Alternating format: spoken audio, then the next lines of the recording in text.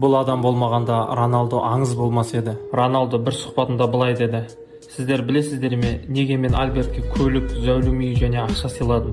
Себебі ол менің арманым үшін өз арманынан бас тартты. Біз бірге жастар командасында ойнадық. Бір күні спортингтен адамдар келіп, академияға бір матчта кім көп гол соғады, сол өтетінін айтты. Біз ол ойында 3-0 есебімен жеңдік. Бірінші голды мен соқтым, кейін есепті Альберт еселеді.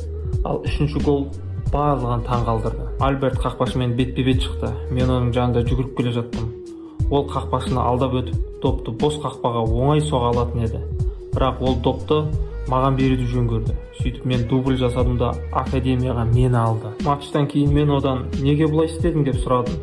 Сонда ол сен менен мықтысың деп жауап берді. Бірнеше жылдан кейін бір журналист Альберттің үйіне барып, осы оқиғаның рас өтірігін сұрады. Альберт бұл матчтан кейін мансабы аяқталғанын және қазір жұмыссыз екенін айтты. Сонда журналист: онда мұндай зәулім үй мен қымбат көлік қайдан келді деп сұрады. Ал Фантрау күлімсіреп: бұның бәрі Криштианодан деп жауап берді. Егер Альберттің мына әрекетіне разы болсаңыз, видеоға лайк басып, комментарийге респект деп жаза кетіңіз.